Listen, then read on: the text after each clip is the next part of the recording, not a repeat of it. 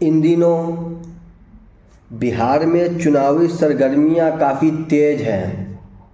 खूब बयानबाजी हो रही है, खूब प्रचार प्रसार हो रहा है, लेकिन टीवी चैनल पर जितने भी एंकर हैं, जितने भी वहाँ पे पैनलिस्ट बैठते हैं जो अपने आप को सेकुलर राजनीतिक विश्लेषक, जो अपने आप को सेकुलर राजनीतिक विशेषज्ञ अपने आप को मानते हैं, और बहुत सारे लोग जो अपने आप को सेकुलर मिजाज रखने वाले कहते हैं, उनके ज़बान पे सिर्फ एक बात यही चर्चा में है कि अरे इन दिनों अवैसी प्रशांत किशोर मैदान में दमखम लगाए हुए हैं, सीमांचल में आरजेडी महागठबंधन को एमआईएम नुकसान पहुंचाएगी, उनके कैंडिडेट को हराएगी, प्रशांत किशोर महागठबंधन की सरकार में दखल अंदाजी कर रहे हैं,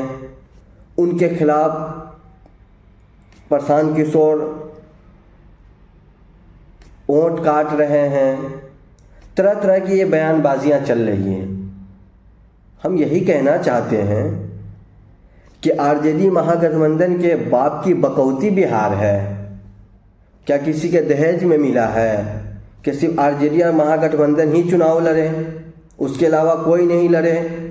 कोई ये क्यों नहीं कहता कि सीमांचल के अंदर आरजेडी एमआईएम के कैंडिडेट का नुकसान कर रहा है, उनका वोट काट रहा है? कोई ये क्यों नहीं कहता कि प्रशांत किशोर का वोट आरजेडी काट रहा है? ओनली खाली प्रशांत किशोर आरजेडी का काट रहा, एमआईएम आरजेडी का काट रहा, लेकिन आरजेडी किसी का नहीं काट रहा। आरजेडी और कांग्रेस ही लड़े पूरे बिहार में तो ठीक है, बकिया और कोई लड़े तो वो वोट काट रहा है, वोट कटुआ है। और हाँ, एक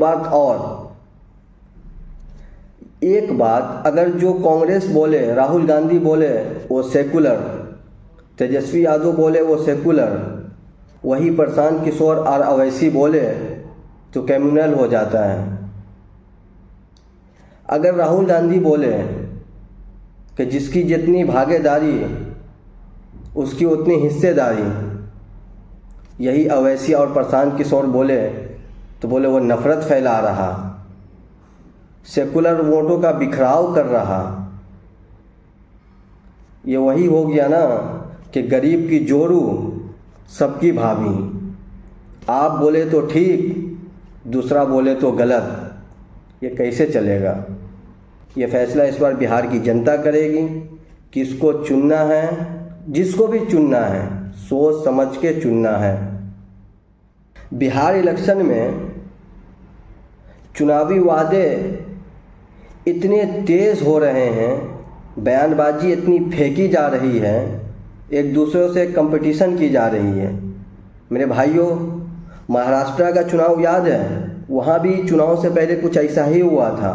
खूब बयानबाजी हुई थी, खूब लोगों को लुभाया गया था कि हम आपके लिए ये कर देंगे, हम आपके लिए ये कर देंगे, किसानों के लिए एमएसपी पे कम रेट कर देंगे, किसानों का लोन माफ़ कर देंगे, किसानों का कर्ज माफ़ कर देंगे।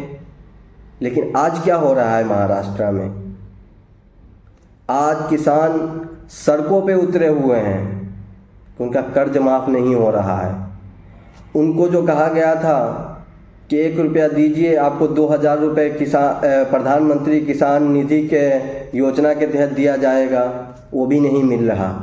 ऐसा ना हो कि बिहार में भी इतने वादे हो रहे हैं, अगर लोग वादे में उलझ गए तो आपका भी हाल कहीं महाराष्ट्र वाला ना हो जाए। इसलिए इस बार वोट सोच समझ कर डालिए, किसी के बहकावे में नहीं आना है, सोच समझ के अपना मतदान करना है, यही सबको समझाना है।